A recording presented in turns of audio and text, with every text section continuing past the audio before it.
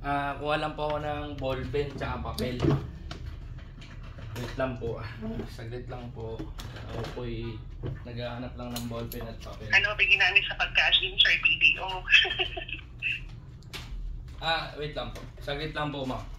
Naghahanap lang po ako ng papel. Saglit lang po.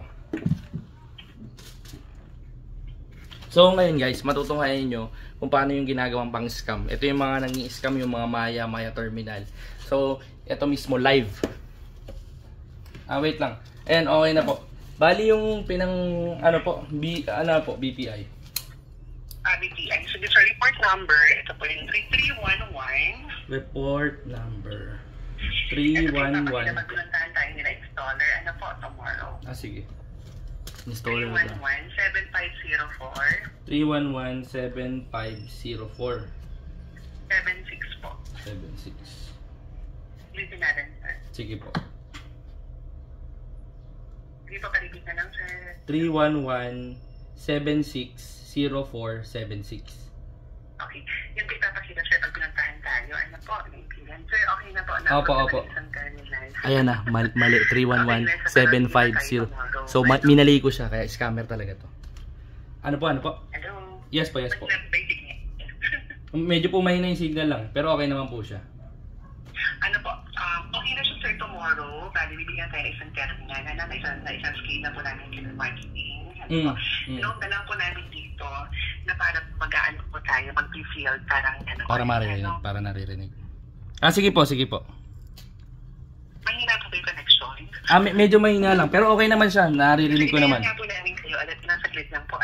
Sige. So, ayun, feeling ko baka nakakatunog na to na nire-record siya. Pero, ayun, yung binigay niyang number kanina, 311-7504-716. Ang sinabi ko, 311-7604-76. Di ba narinig mo? Oo. Minali ko. So, technically, ang nangyari sa kanya, umuo lang siya sa puro oo lang yung sinasagot niya. So, ito, tumatawag ulit.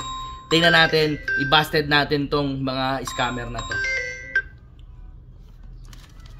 Ayun, sir, okay na. Medyo maliwanag na po. Okay. Bali, sir, naka-scale na po. Okay na, sir. Bibigyan na po tayo ng bagong terminal. Ano po? Bali, dalawa na po ibibigay, ha? Dalawa na bali. Happy na po ba? Masaya na, sir, ha? Puro siya ganun, puro siya tawa. Dapat wala ibang terminal na ha? Nakalagay dun sa store. Yes po. Dapat na yan po. Dun, sir, sa 36, ano po yung gusto natin ilagay dun sa installment, sir? Hanggang 36 months na po ba gusto natin? Ano po yung gusto? Okay na yun.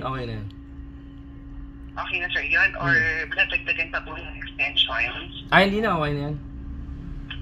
3 months? Hanggang ano po yun? 3, 6, 9, 12, 24 hanggang 36 kasi options natin, sir, eh. Basta hanggang 36, okay na ako dun. Hanggang 36 po, ano po. And then, sir, dun sa jacket, ilan, sir, yung request natin? Paulit po. 5. Si Kuya Will pa ngayon, may jacket pa. Ano pa? Kasama na po tayo doon. Kasama na ako dun. Ano, sir, yung size natin? Di po ba kasha? Hindi, sakto lang naman yan, XL. XL or double XL, sir? Meron daw pong dalawa. May available ba? Ayun, kahit 2XL, okay lang naman. Okay. Maya ka, tapos ang number lang. Bungol. Ano po?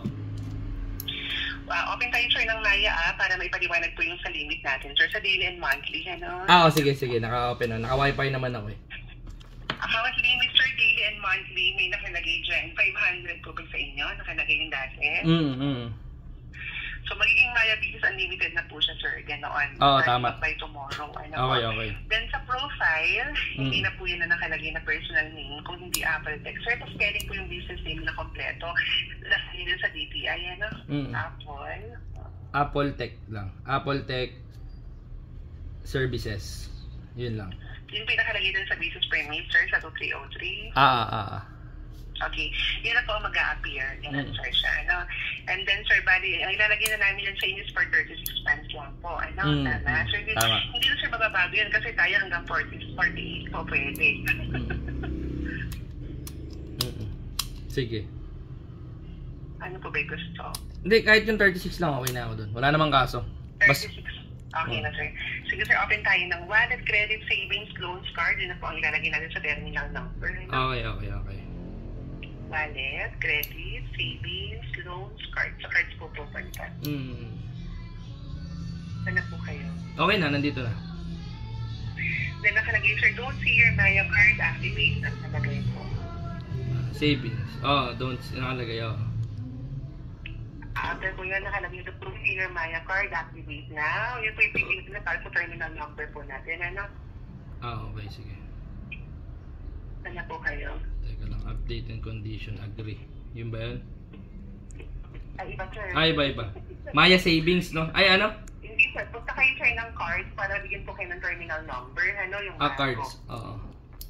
Then nakalagay, don't see your Maya card activate na. Yun po yung pipindutin.